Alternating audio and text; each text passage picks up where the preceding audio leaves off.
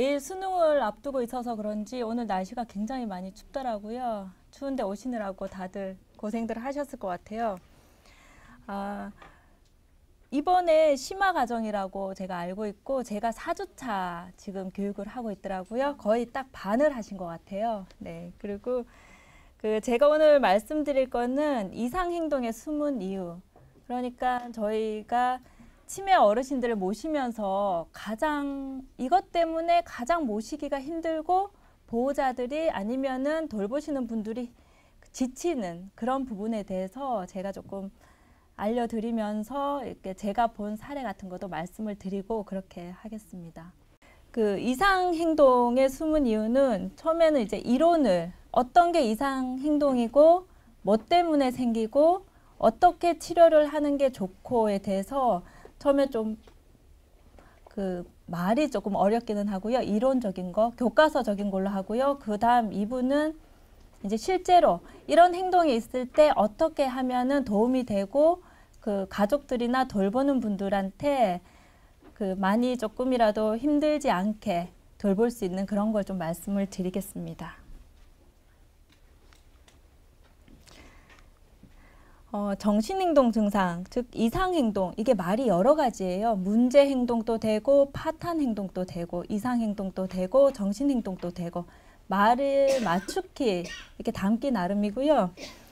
그러면 정신행동 증상이 뭔지, 어떤 건지, 또 어떤 종류가 있는지 보시면 되고 또 뭐 때문에 무슨 원인으로 인해서 이런 이상행동이 나타나는지 또 그럼 이 이상행동이 나타났을 때 어떻게 치료하는지에 대해서 먼저 보도록 하고요. 그럼 처음에 정신행동 증상이란 우리가 흔히 보는 우리가 이해하지 못한 일반 사람들이 이해하지 못하는 비현실적인 생각 그리고 조절되지 않는 감정 그리고 현실에선 존재하지 않은 정말 눈에 보이지도 않고 사실상 있지 않은 거에 대한 지각하고 여러 가지 부적절한 행동 즉 다시 말해서 일반 사람들이 하지 않은 그런 행동을 모든 행동을 정신행동 증상이라고 얘기를 하고요.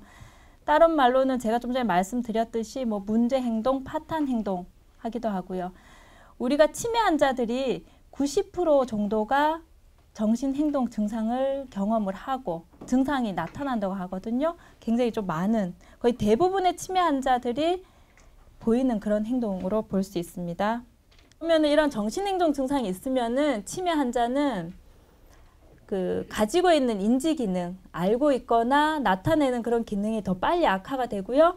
또 그로 인해서 약을 먹어야 되기 때문에 약물에 의한 부담이 늘어나고요. 또 약물 부작용으로 인해서 사고의 위험 또한 또 많이 높아지기도 합니다. 그러면 가족은 이런 문제 행동이 나타났을 때 가족은 그런 행동이 나타났을 때 내가 어떻게 해야 되는지 난처해지고요. 또 그로 인해서 심리적이라든가 육체적인 부담이 늘어나고 또 그 행동을 없애기 위해서 약을 먹어야 되니까 약값이 치매약이 비보험 약들이 또 많은 편이에요. 그래서 좀 약값이 부담이 되기도 하고요. 그리고 이런 행동으로 인해서 정말 집에서 돌보지 못하고 또 가족으로 같이 살아가지 못해서 너무 힘들어서 시설에 모실 수밖에 없는 그런 위기의 가능성도 높아집니다.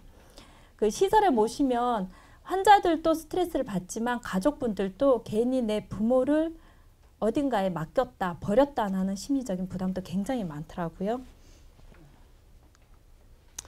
그러면 이런 정신행동 증상에는 어떤 종류가 있는지 종류를 한번 보시면요. 정신행동 증상은 크게 교과서적으로 분류를 하는 거예요. 그리고 정신병적 증상에는 망상과 환각이 있고요. 정동 증상에는 우울증하고 무감동, 또 여기에는 기분이 아주 좋은 조증도 있긴 한데 치매 환자분들은 기분이 아주 좋은 경우는 거의 드물어요. 그래서 저희가 무감동하고 우울증에 대해서 볼 거고요. 또 초조와 부적절한 행동, 공격성과 이제 비공격적으로 나눠지기도 하고요. 기타 증상으로 나눠지기도 합니다. 치매 환자들은 이런 정신행동 증상이 한꺼번에 모두 나타나기도 하지만 또 어떤 환자는 이게 한꺼번에 갑자기 오는 경우도 있고요. 어떤 분은 차츰차츰 다른 쪽으로 변형돼서 오기도 하고 어떤 분들은 한두 가지만 겪고 조용히 저희가 말하는 착한 치매라고 얘기를 하거든요. 그런 분들은 조용히 스쳐 지나가는 그런 분들도 있고 어떤 분들은 행동으로 공격성으로 나오기도 하고 어떤 분은 너무 움직임이 없이 아무것도 안 하고 의욕 없고 이렇게 나타나는 경우도 있어요. 그러니까 치매는 그 같은 증상이라도 같은 사람한테 같은 증상이 나타나지는 않아요. 다른 사람한테도 만약에 공격 행동도 같은 때리는 행동이 여러 사람한테 나타나지는 않거든요. 다 각자 다 다르게 나와요. 그만큼 치매는 치료도 방법이 한 가지의 이제 치료 방법이 하나가 있는 게 아니고 100가지가 있다고 얘기를 하거든요. 그만큼 다양하게 여러 사람한테 나타나고요. 처음을 보시면은 정신병적 증상, 말이 좀 어렵죠. 망상이란데 예를 들어보면은 좀 많이 쉬우실 거예요. 망상은 그 고치기 어려운 비현실적인 믿음이에요. 그러니까 내가 다른 사람은 느끼지 못하고 있는 건데 나만 믿고 있는 거예요. 맹신을 하는 거죠. 가장 대표적인 예로는 며느리가 내 돈을 훔쳐갔다. 아니면은 뭐 아들이 내 장기를 팔려고 한다. 나를 어디 내다 버리려고 한다. 그 망상은 좀 우리가 현실적으로 생각하기 좀 무서운 부분이 많은 그런 내용들이에요. 그래서 어떤 분 같은 경우는 내 간을 빼간다고 생각을 하셔가지고 식사도 안 하시고 이런 분이 있거든요. 그런 걸 이제 망상이라고 하죠. 근데 망상으로만 끝나는 게 아니라 망상으로 인해서 문제 행동 같은 게 또 나타나는 경우가 있거든요. 그러니까 고치기 힘든 거예요. 어떤 분은 그 쉽게 설득이 또 되기도 하는 분들도 있어요. 아, 이거는 아니다, 정말이 아니다 하는 경우도 되는데 어떤 분은 굉장히 고집스럽게 안 훔쳐갔다고 아무리 얘기를 해도 안 되는 그런 부분이 많아요. 그래서 이제 망상은 그 본인도 힘드시죠. 누가 내 간을 빼가려고 한다 그러면 얼마나 힘들겠어요. 그리고 가족도 겪는 가족도 많이 힘들고요. 망상은 내가 일부러 그렇게 생각을 하려고 해서 하는 게 아니고요. 내 뇌의 기능이 떨어지고 했기 때문에 그렇게 정말 느끼는 믿음이에요. 그러니까 이럴 수도 있겠다가 아니고 그렇다로 믿음이거든요. 그러니까 이제 환자도 힘든 부분이고요. 그 정신병적 증상 중에서 환각과 착각이 또 있는데요. 그 환각은 아무런 외부 자극이 없는데도 실제로 있다고 느끼는 거예요. 망상이랑 좀 비슷한 부분이기도 하거든요. 그런데 착각은 우리가 착각했어 하는 이거 순간적으로 사물이나 사람을 제대로 못 알아봐서 생기는 그런 거 보고 착각이라고 하거든요. 그러면은 창문에 나무가 왔다 갔다 움직여요. 바람에 의해서. 그러면 누가 창문 밖에서 날더러 오라고 손짓을 한다. 이거는 착각으로 들어가거든요. 그리고 환각 같은 경우에는 그 외부에서 아무 자극이 없어요. 그런데 내 몸에 벌레가 기어가고 있어요. 그러면 그 벌레를 잡아야 되는 거예요. 그러다 보니까 피부를 다 뜯어내는 거죠. 나는 잡아야 되니까. 그런 걸 환각이라고 얘기를 하거든요. 망상이랑은 조금 또 다른 의미가 있죠. 그리고 환각의 또 다른 예를 들어보면 환각에도 환촉이 있고 환청이 있고 환시가 있고 이런데 아무 소리도 안 들리는데 나만 들리는 소리, 아무것도 안 보이는데 나만 보이는 거, 아무 느낌이 없는데도 나만 느껴지는 거, 그리고 아무 맛도 안 나는데 나만 나는 맛, 냄새 이런 걸 다 환각이라고 하거든요. 그러면 환각 중에 얘는 어떤 분이 누워 계시는데 그래요. 갑자기 소리를 질러요. 그래서 왜 소리를 지르세요? 얘기를 하니까 저기 천정이 무너지는데 너는 어떻게 아무렇지도 않게 서 있냐고 빨리 나를 대피시키라. 이게 환각이거든요. 그러니까 이것도 내가 의도해서 그런 게 아니라 내 눈에는 정말 천장이 무너지고 있는 거예요. 그리고 또 어떤 분 같은 경우에는 깨끗한 바닥을 손으로 쓸고 다니세요. 줍고 다니시고 뭘 주워서. 그래서 항상 주먹을 쥐고 계세요. 그래서 이분은 너무 주먹을 쥐고 있으니까 손에 습진이 생길 수도 있고요. 또 관절에도 안 좋으시거든요. 그러면 왜 주먹을 쥐고 계시냐고 하니까 쓰레기를 줍고 계시는 거예요. 바닥에. 줍는 흉내를 내시는 거예요. 그래서 손에 가득 쓰레기가 있는데 어떻게 손을 피시겠어요. 그럼 저희는 이제 그 쓰레기를 제가 받는 거죠. 제가 버려드릴게요. 그러면 정말 똑같이 이렇게 주세요. 그럼 저는 똑같이 받아서 쓰레기통에 버리는 흉내를 내면 어르신은 손을 피시는 거예요. 그게 환각이거든요. 그러니까 우리 눈에는 안 보이지만 정말 그분들한테는 그게 보이고 느껴지는 거예요. 그래서 치매 환자들 중에 일부 어떤 분들을 보면은 피부가 다 뜯겨진 분들이 있어요. 벌레가 기어가니까 벌레를 잡아야 되는 거예요. 아픈 거보다는 기어가는 벌레가 더 싫으신 거죠. 그런 걸 다 환각이라고 얘기를 하거든요. 여기에도 책에도 보면 얘가 나와 있는데 뭐 이 방에 소복을 입은 여자가 왔는데 너는 안 보이니? 이렇게 얘기도 하시고요. 병원 같은 경우는 엘리베이터 1층에 아들이 와 있는데 날 좀 데리고 가달라 이렇게 하시는 경우도 있고요. 그리고 집 밖에서 돌아가신 어머니가 기다리신다기도 하고 거울 속에 내가 아는 사람이 있다. 나를 보면서도 치매 환자들은 인지가 떨어진다고 했잖아요. 나를 보는데 그 사람이 내가 아니고 낯선 사람이에요. 그러면은 저 여자가 날 쳐다보네.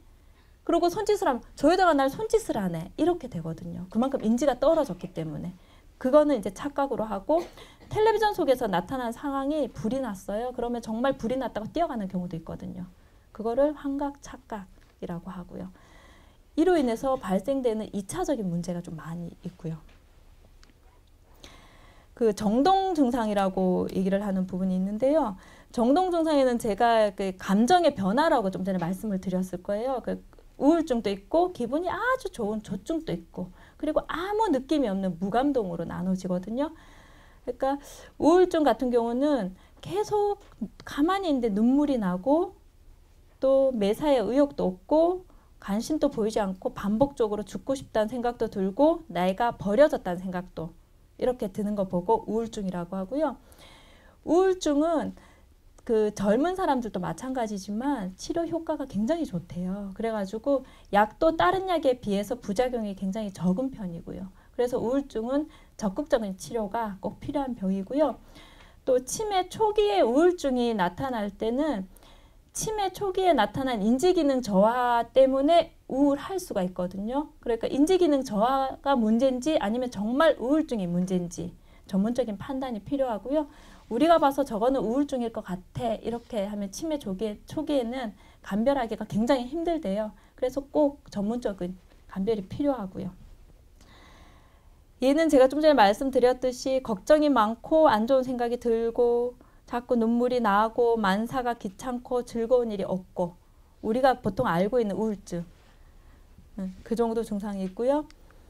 그리고 무감동 말은 잘 안 들어보긴 했는데 그 여기 계시는 분들이 치매를 겪으셨던 분도 있고 가족으로 모시고 계셨던 분들도 있고 앞으로 겪으실 분들도 있는데요. 이 무감동이 치매 환자들한테 50% 정도가 나타나거든요. 무감동이 어떤 거냐면 아무런 감정이 없는 상태예요. 우리가 감정이 일직선에 있다면 기분이 아주 좋으면 조증이라고 하고요. 아주 우울하면 우울증이라고 하는데 무감동은 딱 거기 중간이에요. 아무런 감정이 없어요. 슬픈 일이 있어도 눈물도 안 나고 즐거운 일이 있어도 웃음도 안 나고 또 그렇다고 무감동은 우울증과 다르게 우울증이 있으면 식욕도 떨어지죠. 수면도 잠도 안 와요. 그리고 왜 사는지 눈물도 나와요. 그런데 무감동하고 우울증하고 차이는요. 무감동은 아무런 감동도 없고 표정 변화도 없지만 밥은 다 드세요. 그리고 잠도 잘 주무세요. 그런데 텔레비전을 봐도 감정도 없고 또 누군가가 가족이 누구 돌아가셨다고 해도 아무런 감정이 없어요. 웃긴 것도 프로그램 참석을 해도 똑같이 뭐 웃겨주거나 아니면 웃긴 장면을 보던가 이래 했는데도 웃지도 않고 보통 병원이나 시설이나 집에 가시면 아무 표정 없이 가만히 앉아 계시는 분들이 있을 거예요. 자극을 줘도 반응을 안 하시는 분들. 그분들은 무감동이라고 하거든요. 오히려 그런 분들은 우리가 놓치기 쉬운 부분이 그런 분들은 조용하세요. 그렇기 때문에 관심이 조금 덜 가기도 해요. 문제를 일으키거나 힘들게 하는 분들은 한 번이라도 더 가서 그럴 때마다 우리가 자제를 해주고 이렇게 하는데 이런 분들은 우리 손에서 좀 많이 멀어지는 경우가 많거든요. 이런 분들을 좀 적극적으로 좀 옆에 관심을 가져주고 하셔야 될 거예요. 50%가 있으니까 2명 중에 한 사람은 이런 감정을 가지고 있는 거거든요. 분류 세 번째로 보면은 초조와 부적절한 행동이 있어요. 그 초조는 우리가 일반적으로 얘기하는 초조는 가만히 앉아있지 못하고 안절부절한 상태를 우리가 일반적으로 생각하는 초조라고 얘기를 하거든요. 그런데 치매에서 초조는 어떤 걸 초조라고 하냐면요. 그 의미가 없어요. 의미가 있을 수도 있는데 의미가 없는 상태에서 이루어지는 모든 행동, 광범위하게 나타나는 행동을 모든 거를 다 초조라고 얘기를 하거든요. 그래서 우리가 일반적으로 알고 있는 초조를 치매에서 얘기를 하면은 그거는 부분적인 초조밖에 안 되고요. 일반적인 초조는 이제 그렇고 그 치매에서 초조는 모든 행동이 다 나타나요. 공격적인 행동도 초조로 들어가고요. 그리고 물건을 모으는 행동도 초조로 들어가고 우리가 이해하지 못한 아무 의미 없이 이루어지는 모든 행동을 초조라고 얘기를 하거든요. 그래서 일반적으로 생각하는 초조랑은 조금 다르게 생각을 하시면 되고요. 초조도 두 분류로 나눠져요. 공격적인 행동이 있는 초조랑 비공격적인 행동의 초조. 공격적인 행동의 초조는요. 그 소리 지르고 욕하는 등의 언어적인 공격적인 행동이 나올 수도 있고요. 때리고 밀고 핥히고 발로 차는 신체적인 공격적인 행동도 나오기도 하고요. 물건을 집어 던진다든가 도구를 사용해서 해를 가한다든가 그리고 이렇게 물건을 부순다든가 이런 경우도 다 공격적인 초조 행동으로 들어가고요. 비공격적인 행동은 우리가 일반적으로 아는 초조 안절부절 못하는 거 그런 행동들이 비공격적인 행동으로 들어가고요. 또 가방을 열었다 닫았다 물건을 넣었다 뺐다 장롱을 열었다 닫았다 서랍장을 정리를 했다 뺐다 넣었다 그리고 별 필요도 없고 내가 소용도 없는 걸 물건을 계속 모아두는 그런 것도 다 초조로 들어가거든요. 그리고 그 부적절하게 그 보통 남자 환자분들이 좀 그런 경향이 있는데 가족이나 며느리나 아니면 돌보는 분들한테 성적인 걸 요구를 하세요. 많이. 그런 경우도 초조로 보거든요. 그리고 이식증은 아무거나 드세요. 이걸 먹는 건지 못 먹는 건지 모르고 무조건 드시는 거. 그런 경우 초조는 모든 행동들이 이유 없이 이루어진 모든 행동들을 다 초조로 구분을 하거든요. 그러니까 치매 환자한테서 나타나는 행동은 거의 초조는 다 들어간다고 보시면 돼요. 그 행동 중에 또 한 부분이 배회가 있는데요. 그 배회도 두 종류로 나눌 수가 있는데 의미가 있는 배회가 있을 수도 있고 의미가 없는 배회가 있을 수도 있어요. 그 시설 같은 데나 이렇게 계시는 분들이나 아니면 집에 계시는 분들은 집에 간다고 자꾸 나가시는 분들이 있거든요. 그러면 그분들은 의미가 있는 거예요. 그런데 집을 못 찾으세요. 계속 다니시는 거고 의미가 없는 배회는 아무 이유 없이 그냥 왔다 갔다 다니시는 거예요. 어디 뭐 화장실 가고 싶은 것도 아니고 집을 찾는 것도 아니고 계속 왔다 갔다 하시는데 배회로 인해서 나타나는 문제가 길을 잃는다든가 아니면 걸어 다니다가 넘어져서 낙상을 한다든가 그로 인해서 골절이 된다든가 이런 문제가 배회에서 많이 나타나거든요. 그리고 이 배회를 밖에 나가시는 걸 못 나가시게 가족들이 막다가 보면 아무래도 언쟁이 생기죠. 그러다 보면은 폭력까지 과격한 행동까지 나오게 되거든요. 이 배회로 인해 가지고 가족도 힘들고 또 환자도 나가야 된다는 그런 생각이 있고요. 이것도 초조로 들어가기도 하고요. 그리고 이제 환자가 흥분을 하면은 바로 감정 조절이 되는 게 아니기 때문에 지속적으로 한동안은 그렇게 시간이 흐르기 때문에 더 많이 힘들 수도 있고요. 기타 증상으로 보시면은 이제 수면장애, 그 대표적인 증상이 수면장애고요. 지금 여기 나와 있지 않은 굉장히 많은 증상들이 있기는 하거든요. 그러니까 다 제가 좀 전에 말씀드렸듯이 비슷한 증상이 나타나는 경우도 있지만 전혀 비슷하긴 하지만 전혀 다른 증상으로 나타날 수도 있어요. 이 수면장애를 보시면은 밤에 잠이 안 오고 우리가 말하는 불면증 그리고 밤에만 잠을 안 잔다고 해서 수면장애가 있는 게 아니고 낮밤이 바뀐 거 보고도 수면장애가 있다고 얘기를 하거든요. 그리고 낮 동안에 밤에 잠을 자기는 했는데 낮 동안에도 과도한 졸림이 있다던가 이런 경우에도 모든 걸 다 수면장애라고 얘기를 하고요.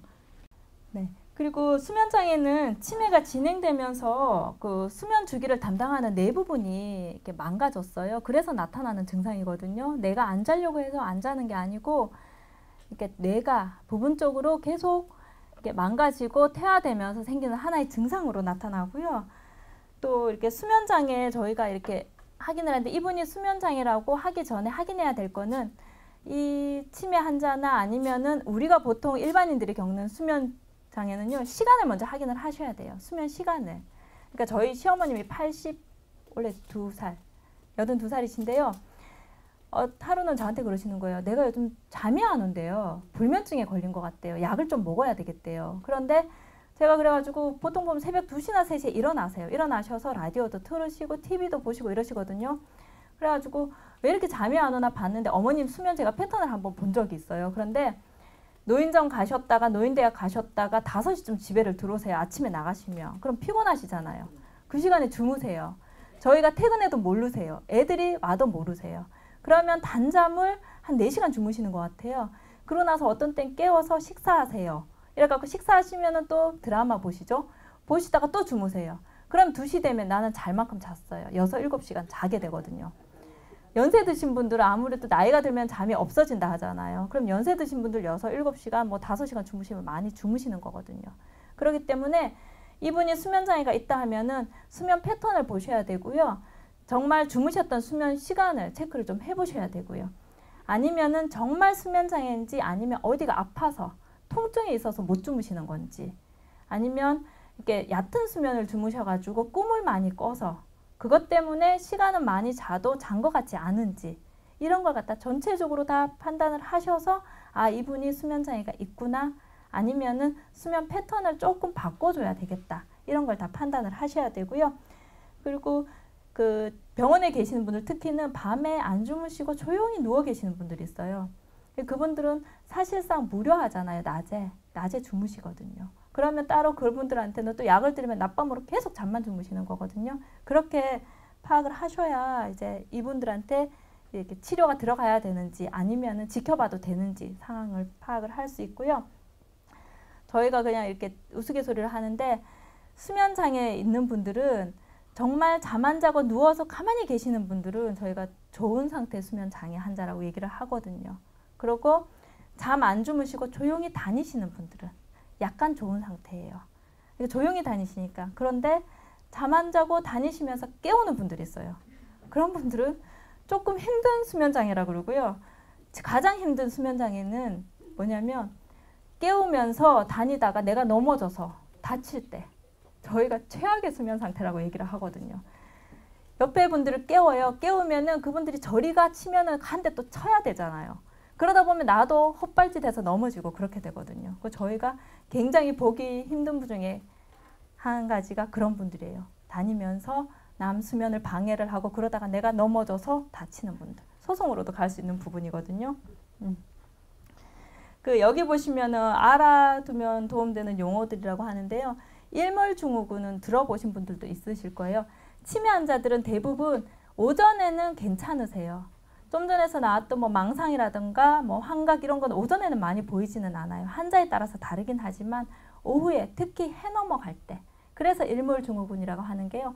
해 넘어갈 때 환자들이 조금 문제 행동들이 드러나기 시작하는 거예요. 그거는 이유가 치매 환자들의 인지 기능도 떨어졌죠. 기억력도 떨어졌죠. 그러고 하니까 밥은 먹어야 되는데 어떻게 먹는지를 몰라요. 실행 능력도 떨어졌어요. 그러면은 그러기 위해 갖고는 내가 하나라도 더 보고 하려고 하면은 에너지를 굉장히 많이 쏟는데요. 그러다 보면은 에너지를 많이 쏟다가 오후 되면 이제 그 에너지가 다 방전이 되는 거죠. 그러니까 이제 승질이 나는 거예요. 화가 나는 거지. 스트레스도 받았고. 그래갖고 그 시간에 해 넘어가는 시간에 환자들이 안 좋아하신다 해서 병동이나 뭐 시설 같은 데서 해 넘어가는 시간 정도 되면은 조금 시끌시끌해요.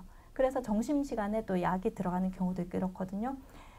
이거는 일몰증후군인데 해 넘어가는 경우도 있고요. 날씨가 흐린 날, 날구지 한다고 대부분 하는데 날씨가 흐릴 때도 내가 뭘 하나를 하기 위해서는 굉장히 많은 집중을 해야 돼요. 밝은 날보다는. 그러니까 그만큼 에너지가 또 떨어지는 거죠. 그래서 날씨 흐린 날에도 그 치매 어르신들이나 이런 분들이 저희가 흔히 말하는 이제 문제 행동이 많아진다 아니면 상태가 나빠진다고 얘기를 하거든요. 그런 경우는 내가 그만큼 에너지를 다 쏟아버린 거예요. 낮에. 아니면 날 좋을 때. 그럴 때 그래서 어둡거나 오후 되면은 많이 힘들어지는 거죠. 가족들도 마찬가지로 그 시간이 많이 힘들어지고요. 여기 파국 반응이라는 거는요. 그 내용은 이렇게 써여져 있는데 예를 들어 보면은 저희가 아침마다 아니면 어르신들을 뭐 방문을 한다든가 하면 인사를 하잖아요. 식사하셨어요? 이렇게. 그럼 평소에 먹었어? 아니면 먹어도 잊어먹고 아니 아직 안 먹었어? 이렇게 하시는 분들이 있는데 파국 반응은 어떤 반응이냐면요. 식사하셨어요? 물었을 때 너 언제 나 밥 줬니? 밥도 안 주고 어디 밥 먹었냐고 묻냐고 밥 차려오라고 갑자기 뜬금없이 갑자기 화를 팍 내실 때 그걸 파국 반응이라고 얘기를 하거든요. 그러면은 당하는 저희도 되게 당황스러워요. 그럼 어떻게 해야 될지 모르고 그리고 그게 바로 저희가 대처를 잘 해서 안정이 되면 괜찮은데 그게 아니고 어르신 좀 전에 식사하셨잖아요. 이렇게 반응 나면 그 다음부터 이제 물건을 집어 던지기 시작하시고 감정이 조절이 안 되는 거예요. 그걸 보고 파국 반응이라고 얘기를 하거든요. 그러니까 치매 환자들은 언제 어떻게 감정 변화가 나타날지를 몰라요. 그래서 그럴 경우에는 이제 식사하셨어요 하면은 처음에 당황을 하죠. 저희도 네가 언제 나 밥 줬냐? 밥이나 차려와라. 밥도 안 차려고 밥 먹었냐고 묻냐 이렇게 얘기를 하면 어르신 아직 못 드셨어요. 지금 밥하고 있는데 금방 갖다 드릴게요. 이래서 화를 누그러뜨리는 경우. 그래서 아니면은 배고프세요. 지금 밥 차리고 있는데 그럼 배즙이라도 하나 드실래요? 이렇게 해서 그렇게 안 하고 이제 나중에 나오긴 하는데 맞대응을 하면은 더 크게 사건이 벌어지고 그러다 보면은 서로가 더 상처가 되고 이런 부분이 있거든요. 그걸 보고 파국 반응이라고 얘기를 하고요. 또 정신행동 증상은 한 가지만 딱딱 나타나는 게 아니라 여러 가지가 나오는 거예요. 지금 말했듯이 이제 뭐 행동으로 인해서 뒤에 나중에 공격적인 것까지 나오고 아니면 누가 내 물건을 훔쳐갔어요. 그런데 옆에 사람이 훔쳐갔다고 계속 얘기를 하면은 저 안 가지고 갔어요. 그러면 나는 믿는 건데 너가 안 가지고 갔다고 하니까 너가 나한테 거짓말을 한다고 해서 이 사람을 힘들게 하고 결국에는 그 사람을 때리기까지 하는 거예요. 그로 인해서 그러면 주변 사람들하고 싸움이 일어나죠. 그럼 벌써 망상이 나왔죠. 그리고 때리는 공격적인 행동이 나왔죠. 그러다 보면 다른 사람들이 저희는 멀리하게 되는 거예요. 그러다 보면 자존감이 또 떨어져요. 그러다 보니까 또 우울까지 나오는 거예요. 한 가지가 문제 행동이 나오는 게 아니라 여러 가지가 복합적으로 나올 수가 있거든요.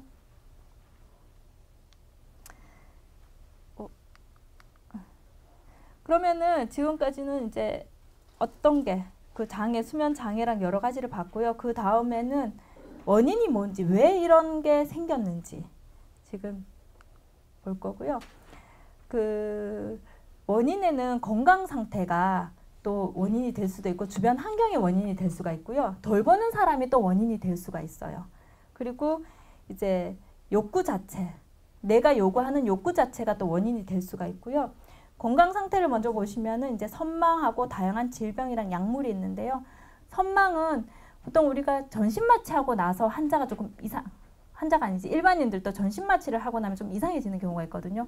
갑자기 뭘 달라 그러다든가 아니면 갑자기 누가 뭘 가져갔다든가 누구 돈을 빌려줬다든가 그런 경우도 있고 수술을 하고 난다든가 아니면 뇌출혈이 있었다든가 사고가 있었다든가 그리고 항암 치료를 할 때 또 약이 들어가고 이러니까 선망이 생기기도 하거든요.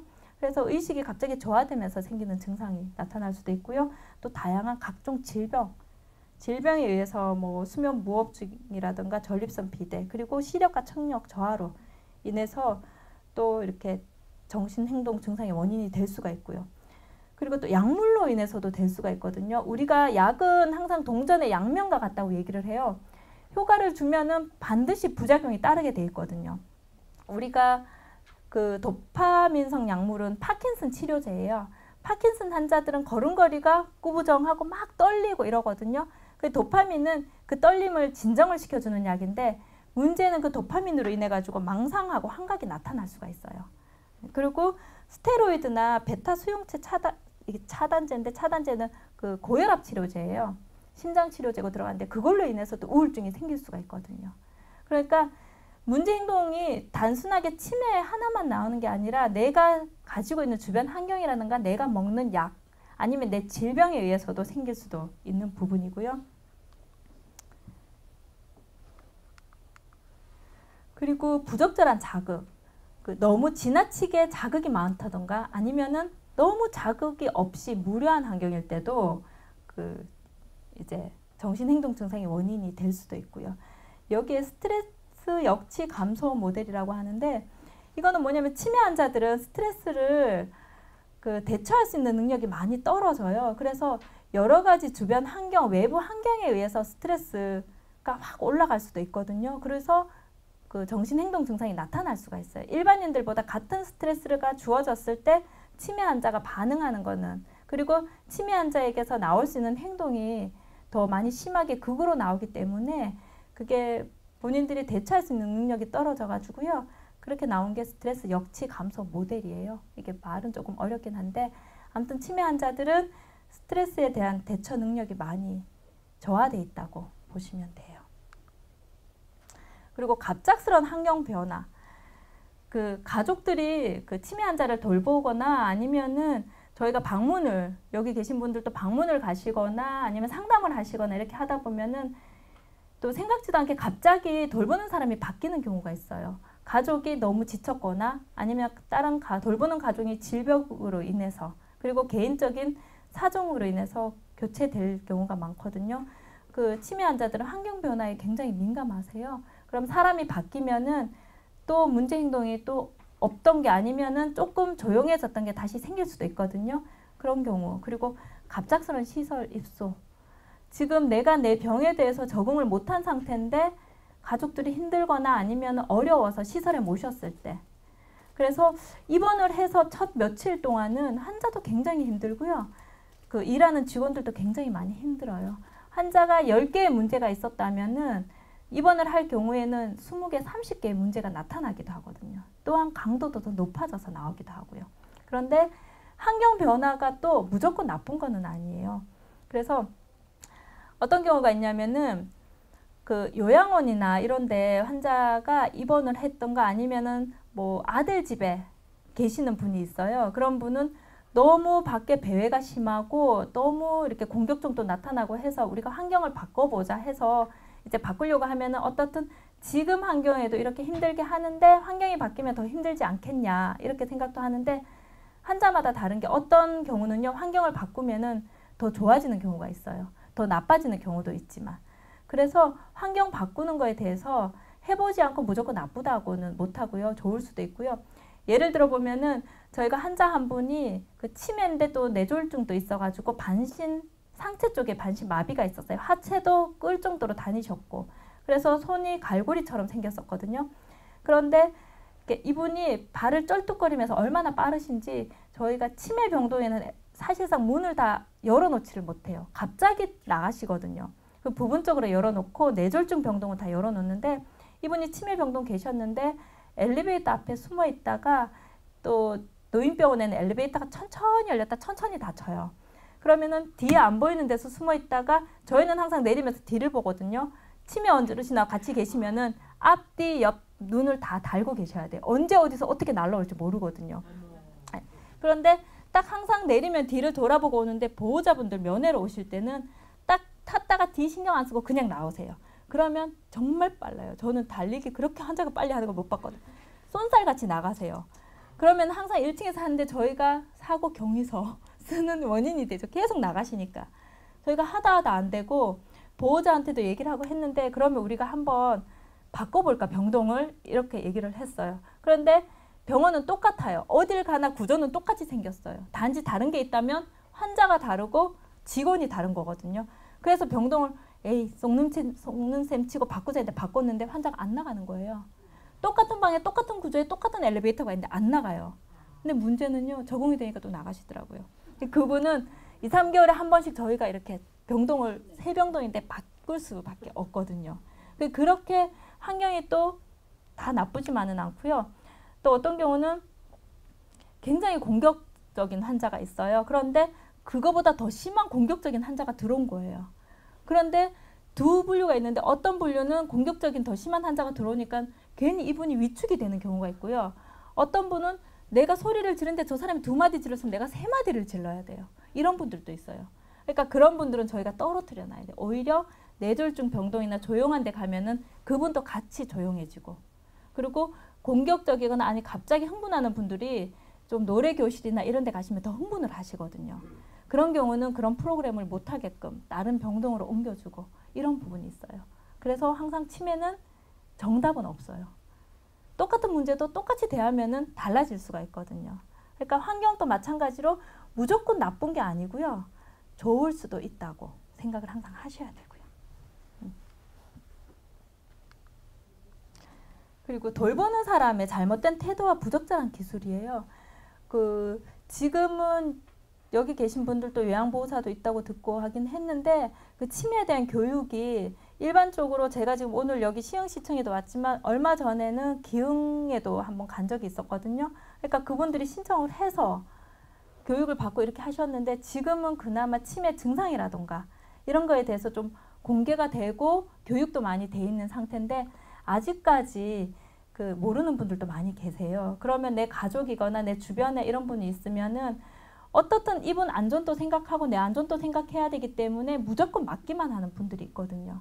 그래서 잘 몰라서 교육이 아직 잘 안 돼서 그런 분들로 인해 가지고 이 환자가 더 흥분을 하는 경우도 있어요. 그 환자의 공격적인 행동을 유발할 수 있는 잘못된 태도의 예를 보면요. 불안하거나 인내심이 부족한 사람. 환자 자체도 지금 불안해요. 내가 자꾸 기억력이 떨어지고 초기나 중기로 넘어가기 전에 내가 치매라는 거 어느 정도 인지는 하세요.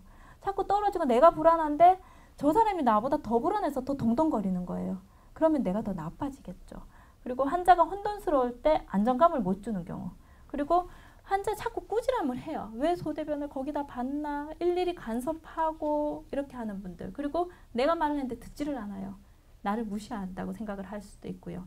그리고 뭐 환자를 흉보거나 놀리는 듯한 태도. 그렇게. 저희들도 항상 간병인들한테 얘기를 할 때 그러거든요. 소변을 보거나 대변을 보셨어요. 그러면 조용히 치우면 되거든요. 꼭 한마디씩 하세요. 아이고 똥 쌌네요. 이렇게. 네. 그게 환자들한테 굉장히 수치거든요. 그러다 보면은 이제 그걸로 싫으니까 네가 치우기 전에 내가 치운다 해서 그걸 주무르는 거거든요. 그게 주무르는 게 다 이유가 있는 거예요. 나 나름대로 닦는 방법이거든요. 그리고 그걸 내가 주무르는 걸 내 손에 뭐가 묻었어. 그럼 닦아야 되잖아요. 그러다 보면 내 머리에도 닦고 내 옷에도 닦고 내 이불에도 닦는 거예요. 네, 그렇게. 그래서 항상 환자들한테 뭐를 했을 때 가능하면은 입을 닫고 조용하시고 행동을 하라고 얘기는 하거든요. 근데 또 보면은 애들 같이 아이고 그렇게 대변 받구나 이런 습관들이 있더라고요. 그래서 그렇게 하시긴 하시더라고요. 근데 그거는 굉장히 좀 안 좋은 예예요. 그리고 안정적이지 못한 케어 환경. 환자가 원하는 상태에서 돌보는 사람이 교체. 이거는 대부분 시설에서 많죠. 그 요양보호사나 아니면 간병인들이 또 잦은 교체가 있거든요.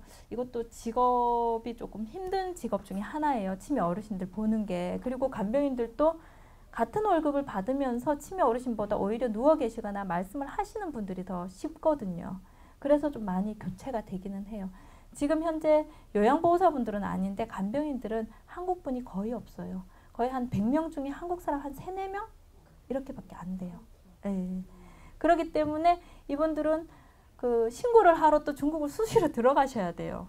3년에 한 번 그 비자 같은 거 나오려면. 그렇기 때문에 자주 바뀌는 수밖에 없죠.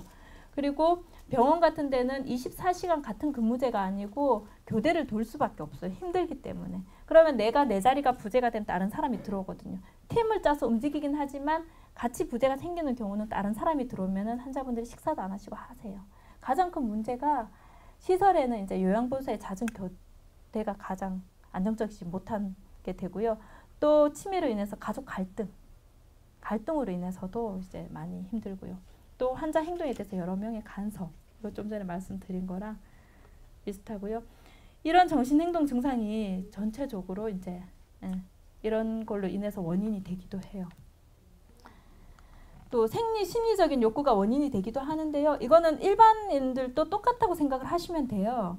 생리적인 욕구는 너무 더워서 땀이 날 때, 지금 내가 땀이 나는데 내 맘대로 안 되는 거예요. 내 손을 잘 못 써서 딱지를 못 하겠는 거야. 옷을 못 갈아입겠는 거야. 찝찝한데. 이럴 경우에 그게 안 되니까 더 화로 나오기도 하거든요. 그리고 소변이 마려운데 화장실을 못 찾겠어요. 그리고 대변이 마려운데 어떻게 해야 될지를 몰라요. 그 목이 말라 갈증이 심할 때. 환자들이 치매가 진행을 하다 보면은 빨대를 보고도 빨 줄을 모르세요. 그렇게 되거든요. 그러면 목이 말라서 저게 물인데 어떻게 할 수가 없는 거예요. 밥을 보고 숟가락을 뜨는 방법을 모르시는 거예요. 그만큼 인지가 떨어지니까. 그런데 그분들한테 저희가 기억에 점하라고 얘기는 하는데 불을 지펴준다 그러거든요. 이렇게 흉내를 좀 내주면은 하세요. 이게 습관적으로 내 몸에 남아있는 게 있거든요. 그랬을 때는 이렇게 식사를 하세요. 아무리 그림보다는 내가 이렇게 몸으로 해주는 게. 첫 숟가락을 내 손을 잡고 입으로 넣어주면 또 그렇게 하시거든요. 그렇게. 그러니까 나는 하고 싶은데 잘 모르는 거 아니면은 목이 마른데 물이 뭔지도 몰라. 이렇게. 이럴 때 정신행동 증상 이제 화가 나시는 거죠. 그리고 심리적인 욕구도 마찬가지예요. 그 정신행동 증상을 예방하기 위해 이제 충족돼야 되는 심리적인 욕구 종류는요, 똑같아요. 일반 사람들하고 애들하고도 똑같고요. 사랑받고 싶은 마음이고 존중받고 싶은 마음이 있고요. 누군가와 함께하고 싶고, 내가 치매라고 인해서 시설에 버려지는 게 아니라 마지막에는 그렇게 될지언정 가족들하고 함께 있고 싶어 하거든요. 그리고 예의를 차리고 싶고, 나도 이때까지 그나마 존경받았고 내가 산 삶이 있는데 내가 치매가 걸렸다고 해서 저 사람들이 나를 어린아이 취급하고, 그리고 내 행동이 어둔하다고 해서 무조건 다 해주려고 하고, 이거보다는 나도 이렇게 나이 든 노인으로서 이때까지 살아온 삶으로 인해 가지고 존경을 받고 싶고 하시거든요. 그리고 어떤 일에 참여하고 싶은 마음. 그 한 가지 또 예를 들면은 어떤 분이 치매가 그렇게 심하진 않은데 배회가 굉장히 심하셨어요. 그러니까 어떤 일정한 시간만 되면 이분은 자꾸 밖을 나가시는 거예요. 그 처음에는 이제 문도 걸어보고 했는데 그런 문을 계속 두드려가고 너무 힘들게 하신대요. 그래서 왜 그런가 이렇게 했는데 이분이 예전에 경비 일을 하셨대요. 경비 일을 하면 저희가 시간이 딱 되면 도는 시간이 있잖아요. 이분은 그게 남아 있었던 거예요. 그런데 저도 이 사례를 보고 이 아드님 참 대단하다고 생각을 한 게, 그 아들이 경비실을 찾아가대, 관리 사무실에, 아파트. 그래서요, 아버님을 취업을 좀 시켜달라고 얘기를 한 거예요. 근데 누가 좋아하겠어요? 돌봐야 되는데 그 대신 월급은 주지 마라. 대신 내가 우리 아버님을 받아준 조건으로 내가 돈을 드리겠다. 이렇게 해가지고 하루에, 근데 피곤하시면 오래 못하가 3-4시간만 해달라. 그냥 자리만 지키게 해주고 다녀도 그게 위험하지 않으면 그냥 냅두라고. 이렇게 얘기를 했는데요. 그러고 나서는 이 환자가 배회 증상이 많이 없어졌었대요. 그러면 치매 환자도 직업을 가질 수 있는지는, 사실상 치매가 어느 정도냐에 따라서 직업이 가능할 수도 있거든요. 그런데 우리나라는 아직 노인 일자리 창출도 안 되는 판에 치매 환자들한테까지 직업을 주고 할 여유는 아직은 아닌 것 같은데, 치매 초기나 이런 분들은 결혼 재혼을 한다던가, 이게 사례가 직접적으로 저희가 이렇게 들었던 사례가요, 다 이게 제가 말씀드린 게 직접적으로 있는 건데, 그 자식이 결혼을 해도 되는지 물어온 경우도 있어요. 근데 재산이 좀 있었는데 왠지 재산 때문에 하는 것 같다. 이렇게 되는데 그게 의견이 딱 나눈 거예요. 치매 환자니까 초기긴 하지만 결혼을 하면 안 된다. 그런 내가 판단할 수 있는 능력이 떨어지지 않냐. 이렇게 얘기가 된 거예요. 그런데 또 일부에서는 그래도 아직까지는 두 분이 사랑한다고 하면은 결혼을 해도 된다. 이렇게 나오긴 하거든요. 운전도 마찬가지예요. 운전도 치매 환자는 운전을 해야 되냐 말아야 되냐. 이렇게 나오거든요. 근데 또 그것도 나눠지긴 한데 제 생각에는 운전은 아무래도 나도 안 좋지만 남한테 피해가 갈 수 있기 때문에 치매가 어느 정도냐에 따라서는 다르지만 운전은 조금 힘들 수도 있을 것 같다는 부분이 있어요. 일도 마찬가지고요. 이거 욕구로 인한 치매 관련 행동 모델인데요. 이거는 모델명을 보시기보다는 이런 경우가 있다는 걸 보시면 될 것 같아요. 그 좀 전에 생리적인 욕구가 있었는데 그 욕구가 충족되지 않으면서도 정신행동 증상이 나타날 수 있거든요. 그래서 만들어진 모델이에요. 그리고 치매 질병 자체로 인해 가지고 그 문제 행동이, 정신행동 증상이 나타날 수가 있고요. 그 아세틸콜린 결핍은 환자의 기억력이, 우리 일반인들 기억력을 떨어뜨리는 부분이거든요. 그리고 세로토닌 같은 경우에는 감정을 조절하는 거예요. 그리고 노에피네프린은 우울증의 원인이 되는 부분이고요. 치매가 걸리면서 대부분 혈관성 치매라든가 이렇게 걸리면은 뇌가 이렇게 쪼그라든다고 하거든요. 그럴 경우에는 이렇게 물질 같은 게 다 없어지는 거예요. 작아지는 거죠. 그리고 치매 질병 자체로 인한 정신행동 증상이 있어요. 좌절감, 비애, 우울감, 자기비하 등이 있고요. 그 시공간 능력 감소로 인한 배회가 나타나고요. 이번에 독감 예방 접종을 하면서 치매 선별 검사를 나갔거든요. 저희가 찾아가면은 그게 잘 안 돼요. 그래서 오시는 분들 저희가 이제 앉아서 하긴 했는데 한 분이, 그런데 오시는 분들은 대부분의 치매 검사를 했는데 크게 나오는 분이 없었는데 그 중에 몇몇 분은 있어요. 그런데 치매 초기인 걸 본인이 아시는 것 같아요. 검사를 하다 보면 치매 선별 검사도 나중에 이제 하실 기회가 있으실 건데 하면은 문제 중에서 100 빼기 7 거기다 또 7 빼고 해요. 일반인들도 헷갈리거든요. 그러니까 만점 맞는 거 보면 대단하다 할 정도인데 그분은 다른 거는 그나마 괜찮았는데요. 100에서 7을 빼면은 93이래요. 맞췄잖아요. 거기서 또 7을 빼면 83이래요. 또 7을 빼면 73이에요. 그러면서 계산은 안 되는데 내가 틀리고 있다는 걸 아신 거예요.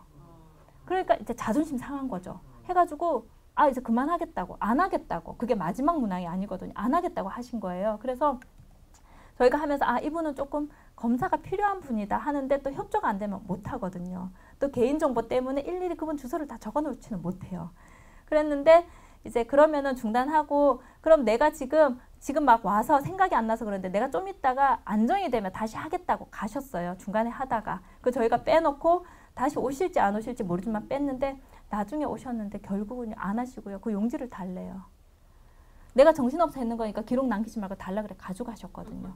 그분은 그 치매 선별 검사를 해보면서 중간중간에 내가 안 된다고 화내는 분은요. 내가 어느 정도 기억력이 떨어지고 있다 이런 걸 느끼시는 분이거든요. 그분은 저희가 나중에 이제 보건소에서 방문을 가서 발견을 하실 수는 있을 수도 있는데요. 정보를 주기는 했는데 그분은 결국은 검사를 못하고 2차 검사까지 진행도 못한 부분이거든요. 그러니까 치매가 초기거나 이런 분들은 이제 우울감, 그것 때문에 내가 치매가 아닌가 이런 것 때문에 좌절감이라던가 내가 왜 그런 게 걸렸을까 이런 거 때문에 인해서 이제 화가 나기도 하고 우울하기도 하고 이렇게 나타나기도 하고요.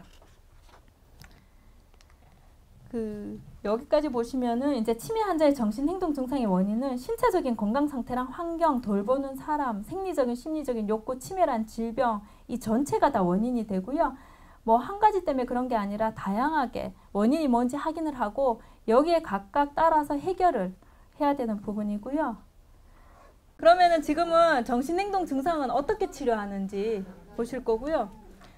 그 치료의 목표는 정신행동 증상을 조절을 하고 나를 도와주는 아니면 내가 돌보는 분, 환자와 그 안전을 확보하고요. 그럼으로 인해서 삶의 질이 증가하는 걸 이제 정신행동 증상 치료의 목표로 두고 있고요. 그 정신행동 치료는 비약물적 치료와 약물적인 치료가 있어요. 저희가 치매나 다른 병 같으면 아프면 우선은 뭐 당뇨나 이런 성인병, 고혈압 이런 건 운동으로도 먼저 하긴 하지만 일반적으로 아프면 약물을 먼저 하거든요. 근데 치매는 약을 쓴다고 해서 바로 반짝 좋아지는 게 아니기 때문에 또 약물에 대한 부작용도 많기 때문에요. 그 비약물적인 치료를 먼저 프로그램이라고도 하고 인지 그 치료라고도 하거든요. 그래서 먼저 시도를 해봐야 되는데 모든 사람들이 전문가가 아닌 일반인들도 쉽게 시도해 볼 수 있고요. 또 약물 부작용이라든가 비용 부분이 적게 들기 때문에 위험 부담도 적게 들기도 하고요. 그래서 비약물적인 치료를 먼저 시도를 해봐야 되고요. 정신행동 증상에 이제 좀 전에 원인을 봤는데 그 원인에 따라서 치료 방법이 달라지고요. 그 원인을 파악을 했으면은 그 원인을 제거를 하면 치료가 되거든요. 정신 건강 상태가 원인인 경우는 선망이 좀 전에 뭐 수술이라든가 뇌출혈로 인해서 선망이 생겼을 경우는 왜 생겼는지 그리고 어떻게 치료를 하면 되는지 언제쯤 이게 없어지는지 그 원인을 규명을 하고 적절한 치료를 하고요. 그 질병에 대한 정확한 진단과 뭐 때문에 이런 정신행동 증상이 나타나는지를 보고요. 또 약물이라면 약물에 대해서 의사하고 상의하고 용량도 조절을 해보고 파킨슨 약이 너무 세서 환자는 증상이 좋아지긴 했는데 나머지 부작용이 나타난다면은 파킨슨 병도 조금은 남아있게끔 해두면서 부작용을 최소화하는지 어디까지 선으로 맞춰야 되는지 이런 것도 상의를 하셔야 되고요. 환경적인 요인인 경우는 자극이 너무 강하면 낮춰주고 자극이 너무 없으면 자극을 줘서 적절하게 자극의 양을 찾아주고요. 갑작스러운 환경 변화를 줄여주고요. 보통 시골에 혼자 계시는 분들이 치매가 걸리면은 그 자식들 집으로 대부분 많이 오시잖아요. 요즘은 인테리어가 얼마나 이쁘게 나와요. 지금 시골에 계신 분들이 굉장히 특히나 치매 걸리신 분들이 혼란스러워하는 게 표시, 수도꼭지 이런 걸 굉장히 힘들어 하신대. 예쁘게 나오잖아요. 그런데 그 시골에 사시고 이러신 분들은 그게 수도꼭지가 수도꼭지인지 잘 모르고 센서가 잘 모르세요. 그러면은 내가 기능이 떨어져서 못하는 경우도 있지만 몰라서 못하는 경우도 있거든요. 가능하면 시골에서 오시면 그 환경을 어느 정도 예쁜 게 아니고요. 치매 환자들은 예쁜 게 크게 필요가 없고요. 저희 병원이 치매 병동으로 바꾸면서 변기를 했는데 이제 담당 선생님이 빨간색의 변기 커버를 씌우래요. 보기 정말 안 좋더라고요. 그것도 빨간색도 일반 이렇게 파스텔 빨간이 아니고 새빨간 빨간색. 그러니까 그걸 자극을 주는 거예요.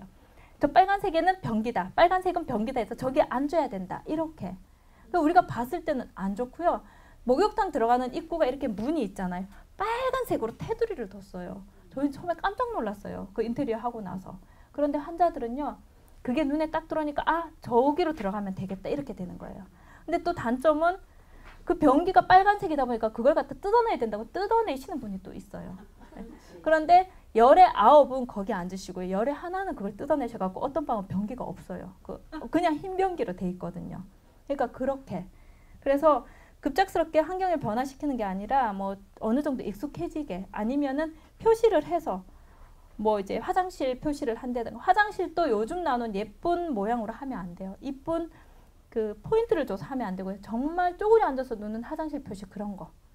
애가 변기에 앉아있는 변기도 아니고 푸세식 화장실에 앉아있는 이런 거를 갖다가 환자분들은 그게 더 머릿속에 더 남아있더라고요. 그런 걸 갖다가 표시해주고 달력하고 이렇게 시계 같은 거 항상 좀 크게 조그마한 이쁜 시계가 아니고 좀 큰 글씨 있는 거 이런 걸로 해가지고 환경이 우리 젊은 사람들이 아니고 그 연세 드신 분들 치매 환자가 꼭 아니어도 그런 환경으로 만들어주면은 더 좀 편안해 하시더라고요. 그 프로그램의 효과는 치매 환자나 아니면 연세 드신 분들은 지금 우리가 외부에 이렇게 있는 분들은 뭐 노래 교실도 가시고 복지관에서도 배우시고 이렇게 하시잖아요.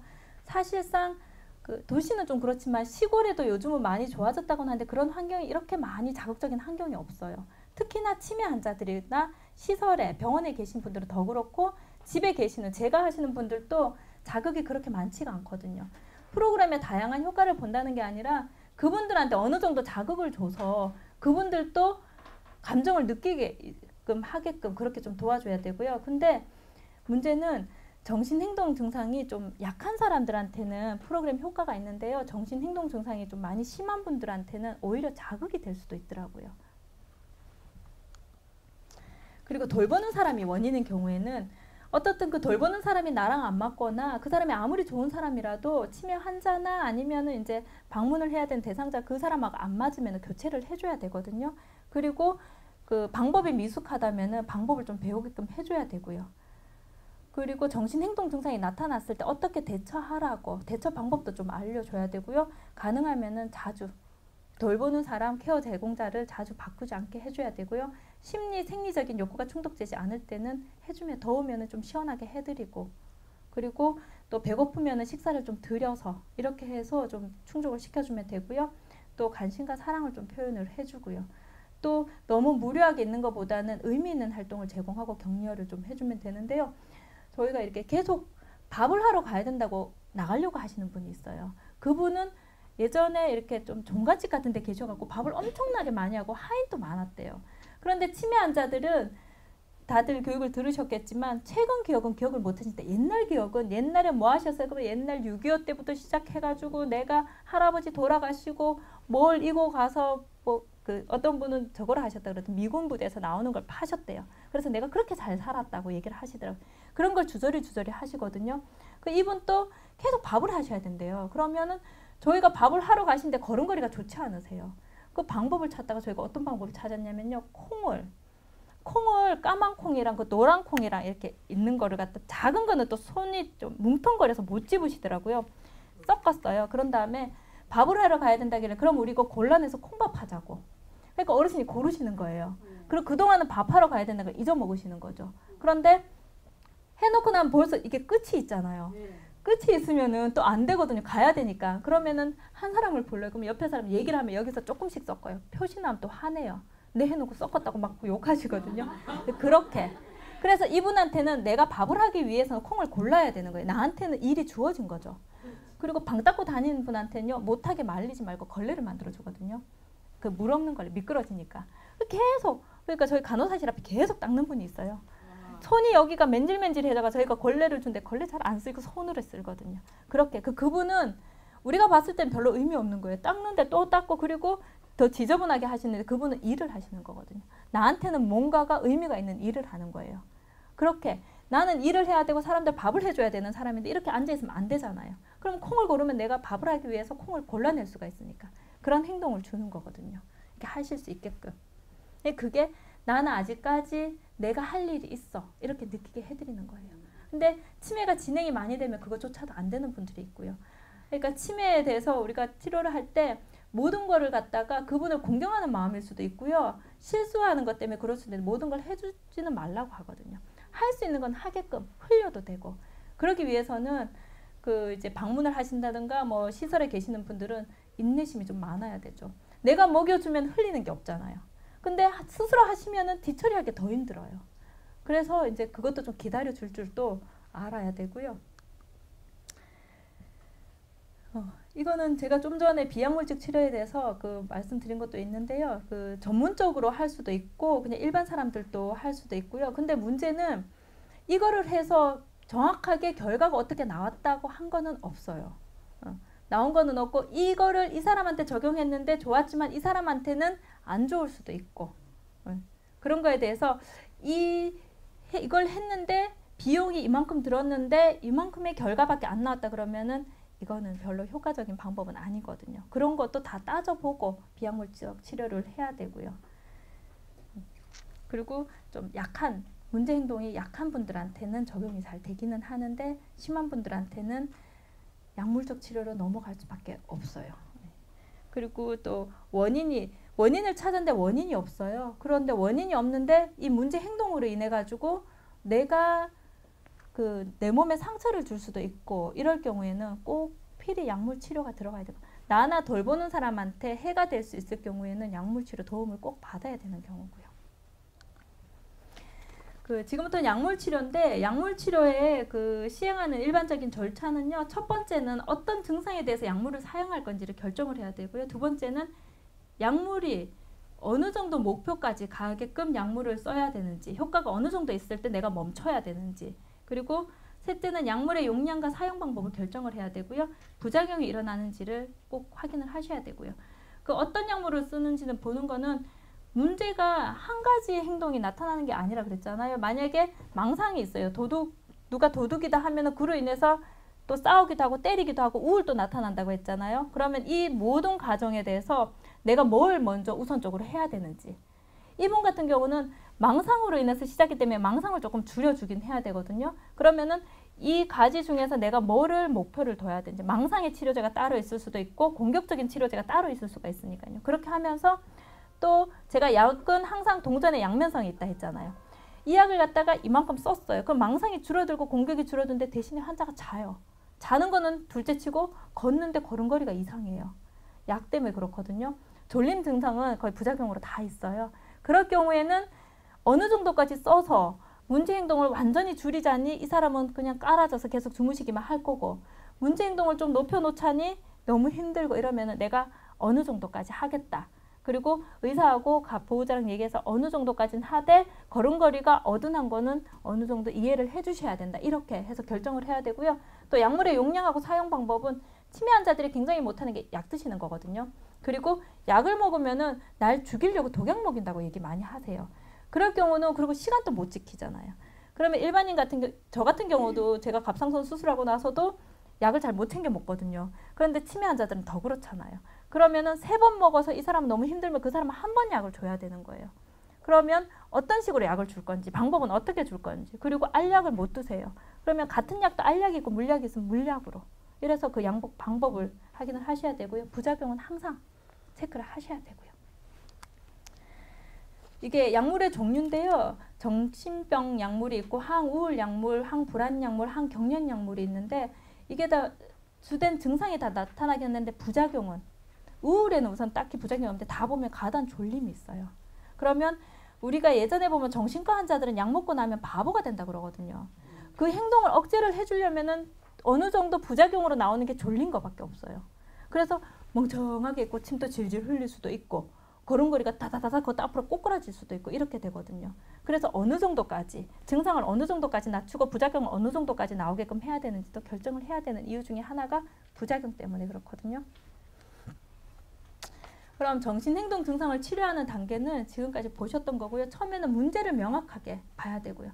한 번 문제 행동이 있다고 해가지고 그 사람이 계속 있는 게 아니고요. 관찰을 계속 하셔서 반복이 되고 그로 인해서 여러 가지 2차, 3차 문제가 나타났는지 보셔야 되고요. 그리고 왜 그런지, 아파서 그런지 아니면은 환경적인 게 문제인지 아니면 뭐가 아직 욕구가 충족이 안 됐는지 그걸 또 원인을 파악하셔야 되고요. 그러면 원인이 파악이 됐으면 이 사람을 약을 써야 되는지 약 쓰기 전에 아니면 다른 걸 한번 해봐야 되는지 보고요. 그 다음에 이제 약을 쓰고 나서 아니면은 뭐 치료 효과를 봤으면은 이대로 유지를 해도 되는지 아니면은 약이 조금 이래 적응이 됐으니까 조금 빼도 되겠다 이렇게 되는지를 계속 보셔야 되고요. 그리고 약물은 쓰고 나면은 그 좀 많이 오해를 하는 게 약은 쓰면 증상이 금방 좋아진다고. 감기도 약을 쓰면 바로 감기는 뭐 약 먹으면 일주일, 약 안 먹으면 7일 얘기를 하긴 하지만요. 쓴다고 해서 바로 좋아지는 거 아닌데 특히나 정신행동에는 약이 바로 듣지는 않아요. 문제가 뭐냐면요. 한꺼번에 들어버려요. 그러니까 처음에 너무 잠을 안 주무셔요. 너무 힘든 거야. 그래서 약을 좀 주세요 해서 보호자가 와서 약을 이렇게 상담을 하고 타갔어요. 그런데도 또 힘들어요. 그러니까 약을 좀 더 주세요 이러면 저희는 입원을 해서 경과를 보고 약을 조절을 합시다 했는데 그런 게 또 여의치가 않아요. 사실상 노인병원 병원비도 만만치 않거든요. 한 달에 150이면 가족들 나눠내기 굉장히 힘들어요.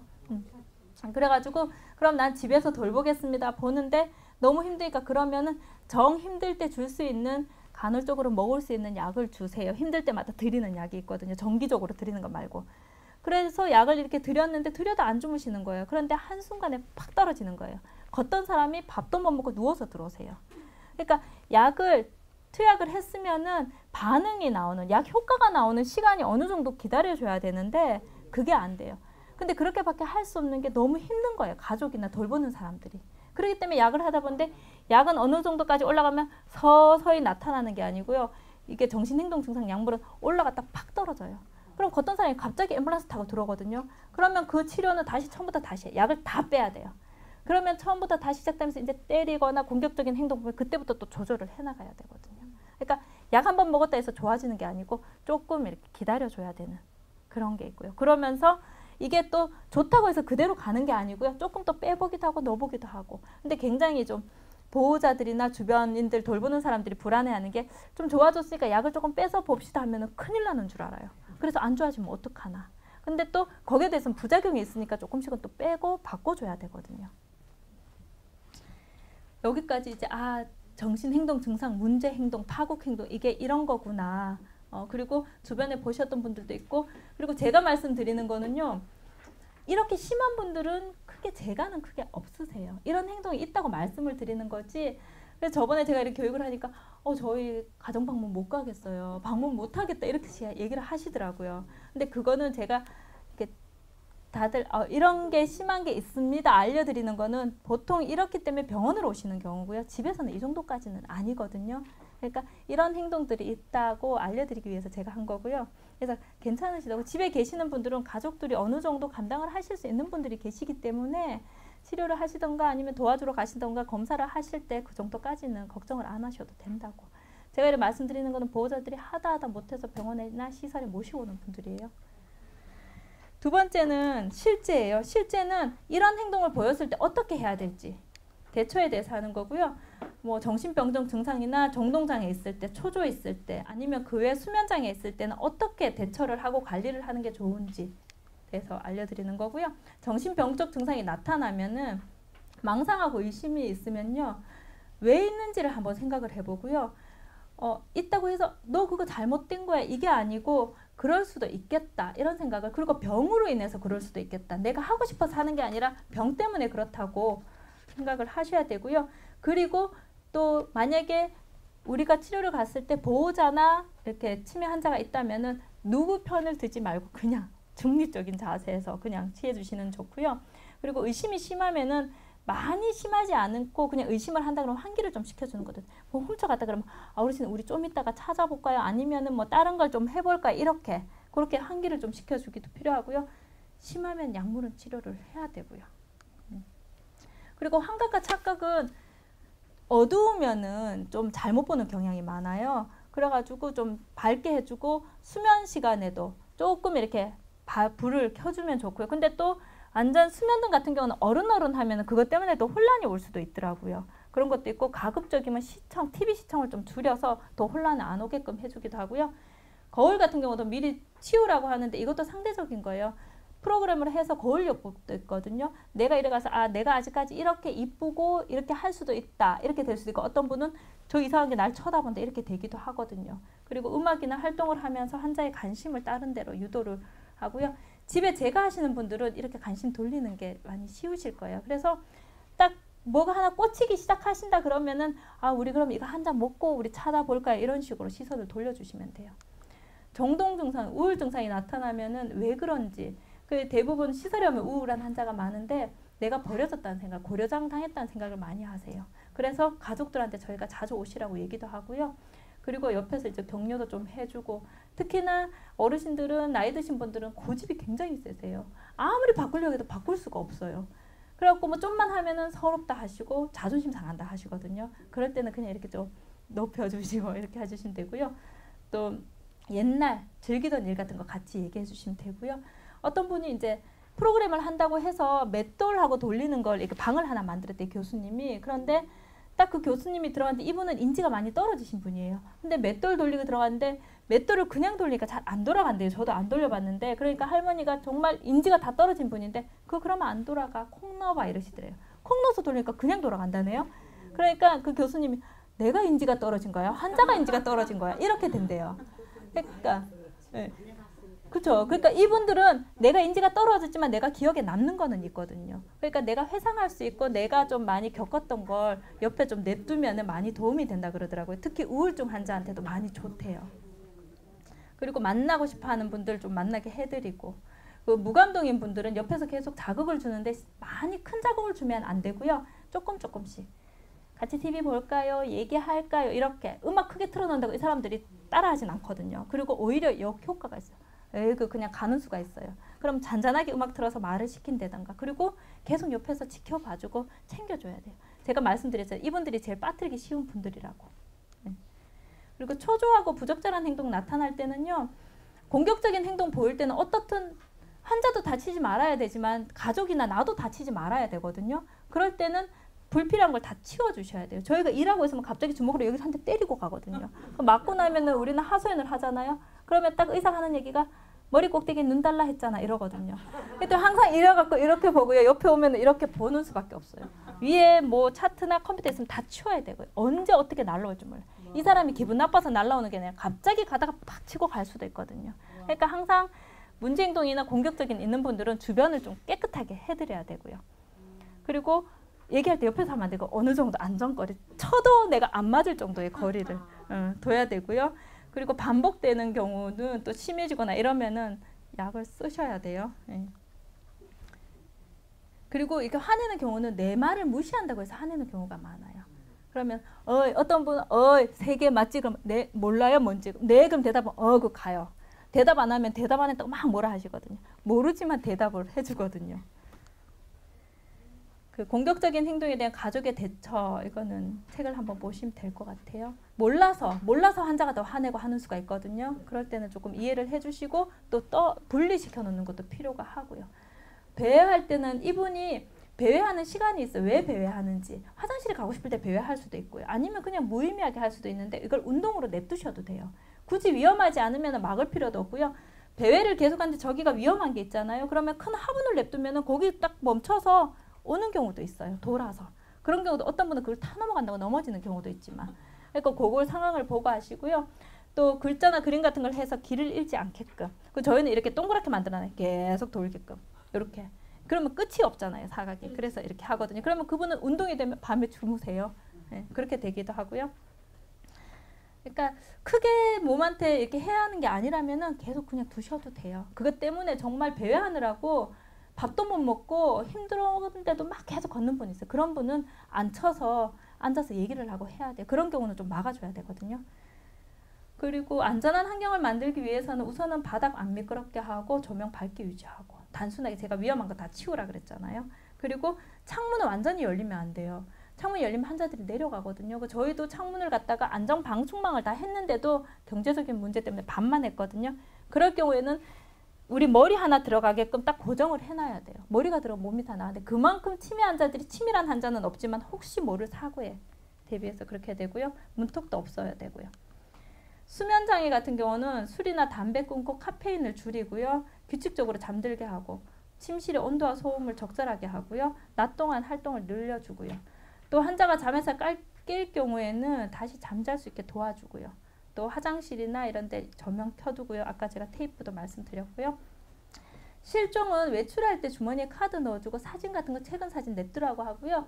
그리고 환자 신원 적힌 팔찌 같은 거 하고 또 요즘 같은 경우는 관리사무실이나 경찰서에 미리 얘기를 해놓더라고요. 우리 부모님이 치매가 있으신데 혹시 다니시는 분 있으면은 연락을 해달라고 그렇게 하는 경우도 있거든요. 네, 그렇게도 하죠. 근데 사실상 팔찌는 이게 별 효과가 없어요. 환자 다 뜯어버리더라고요. 목걸이 같은 경우도. 네. 이거는 상황일 때 책을 다 가지고 계시죠. 이대로 이렇게 하시면 되고 밥을 계속 달라고 조를 때는 그냥 이렇게 밥을 지금 하고 있다든가 아니면은 조금씩 주먹밥 같이 만들어서 주던가 이렇게 하시면 되고 무조건 밥 먹었잖아 하면 싸움이 일어나거든요. 지금 차리고 있어요. 아니면은 요거 조금 드시고 기다리세요. 이렇게.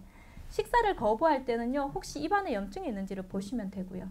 그리고 강제로 먹이면은 어떻든 다툼이 일어나고 식판이 날아가거든요. 그러면 지금 거부를 한다고 이따가도 거부를 하진 않아요. 그러니까 계속 보면서 식사하실래 이렇게 드려보고요. 잘 못 삼킬 때는 그 치아 문제가 있을 수도 있고 삼킨 기능에 문제가 있을 수도 있어요. 그걸 먼저 파악을 하셔야 되고요. 그리고 저희는 일반식도 있지만 다진식도 있고 가른식도 있거든요. 거기 맞춰서 드리면 되고요. 목욕을 하지 않으려고 할 때는 최대한 기분을 맞춰서 해야 되는데 저희가 하나 드리면은 옷을 살짝 적셔요. 옷이 젖었네요 해서 옷도 벗길 수도 있고 목욕도 할 수도 있고요. 그렇게 하기도 하고요. 그 목욕 중에 폭력을 휘두를 때 멈추셔야 돼요.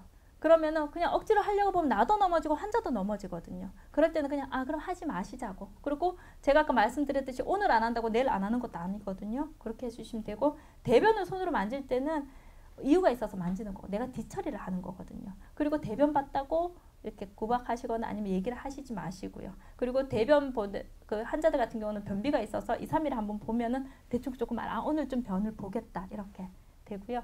그럴 때는 조금 신경 써서 보셔야 되죠. 만지기 전에 치우셔야죠. 화장실이 아닌 딴 곳에서 대소변을 볼 때는 화장실을 계속 얘기를 해주고 아니면은 시간 체크를 해보면 화장실 가는 게 있어요. 특히 요실금이나 있지 않은 분들은 어느 정도 나오거든요. 그때 화장실을 모시고 가고 불러도 대답하지 않을 때는 혹시 청력이 괜찮은지 확인을 하시면 되고요. 그 마지막인데요. 정신행동 증상의 대처를 보시면은 우리가 그 병원에서 생활하면서 제일 이렇게 느끼는 게 우리가 어떤 사람을 보는 게 아니라 그 질병을 가진 분이 들어오면 저 환자는 무슨 환자다 이렇게 되거든요.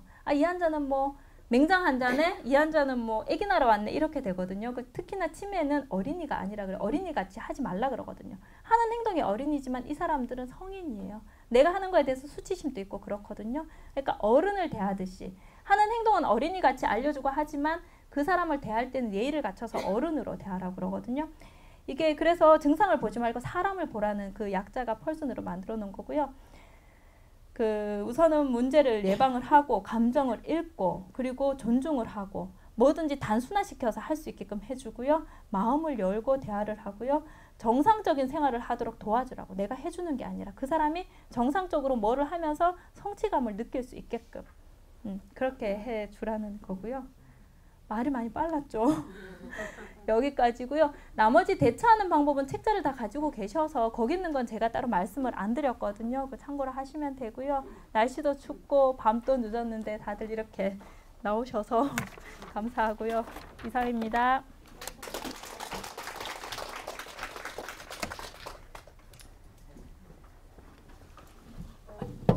선생님 다시 한번 큰 박수